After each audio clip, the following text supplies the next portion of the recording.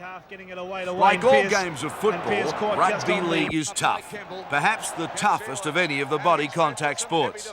The Tamati family of New Zealand are part and parcel of the game's folklore on the other side of the Tasman. Back in 1985, Kevin Tamati showed us why he was known as the Maori warrior of the Kiwi Test team, when he and Australia's front rower, Greg Dowling, had a slight disagreement at Brisbane's Lang Park.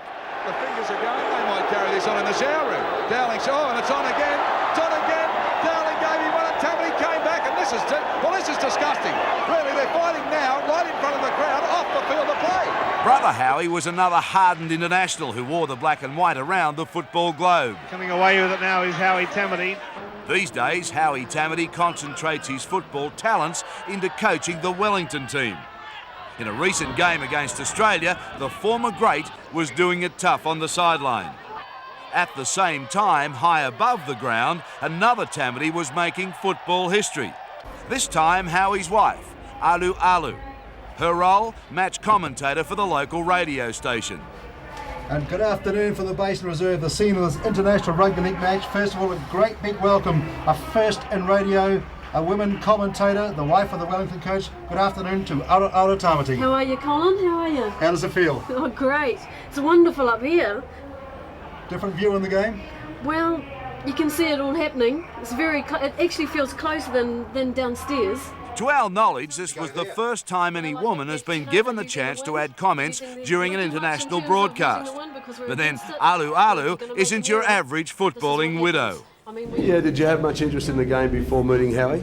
Well, actually I did, because my brother played rugby league at school, and also when I was at university studying, we had rugby league in varsities, and going to watch them when they head into varsity provincial league. That was fine. I've also actually played it myself, you wouldn't believe. I played for one of the local clubs, or played for one of the local clubs here, but unfortunately I'm just a bit indisposed because I'm due to have a baby in October. I've heard you're not a bad touch player. Touch player, yes. I really love the game. It requires very similar skills to rugby league, but not quite, because you're looking for pace and skill. I played for Wellington, but almost made it into the New Zealand side, but not.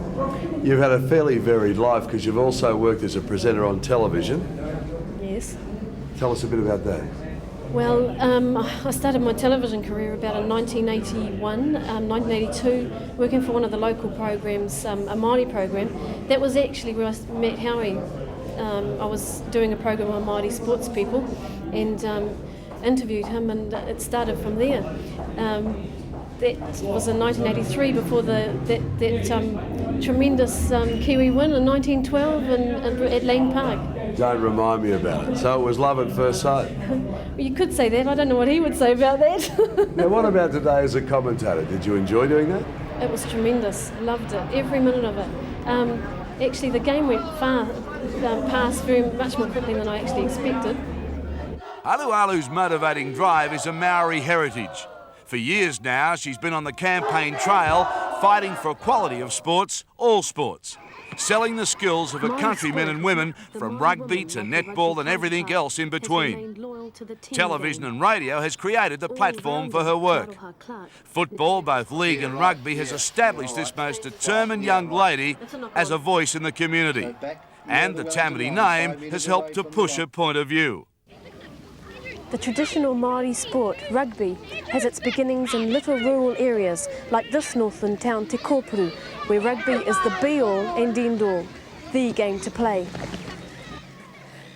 And despite the fact that Māori rugby is moving with the drifts to the cities, this is still the heartland of the game. And who knows, in years to come, some of these little boys may be wearing the all-black jersey. Alu Alu's husband Howie and brother-in-law Kevin have sent a chill along the spines of many a player around the world. With this, the Maori battle cry, the haka. But it's the youngsters of a race that really send her blood pumping whenever they emulate their elders.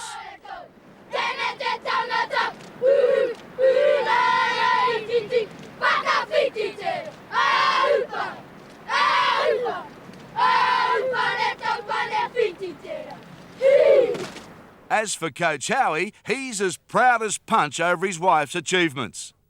Yeah, well, what happened was the radio announcer rang her up one day and he was talking away there, and so they started talking football. He hung up and the announcer said, wife said, well, who was that, Howie? And she said, no, that's his wife. And she said, well, she seems to know a bit about football, so why don't you have her on? I don't at this point in time, I don't know how she went, but I know she knows her football.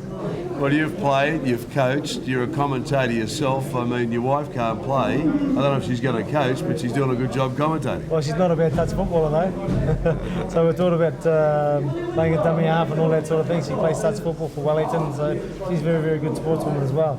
It's terrific to have that relationship between the pair of you. Oh yeah, she's a tremendous support for me. You know, I can sit down and I can talk about things and thrash them around. She has a fair understanding of what I think about footballers and the way the game should be played. And she's a very intelligent woman, and she really loves the game as well. So there you are, you football gals of Australia. Don't just sit back and let the boys have all the fun. Grab a microphone. And perhaps like Alu, your commentary can drive your footballing men to new heights in the game they play. Good hands by Dave. No, he's lost it. No. Bad play.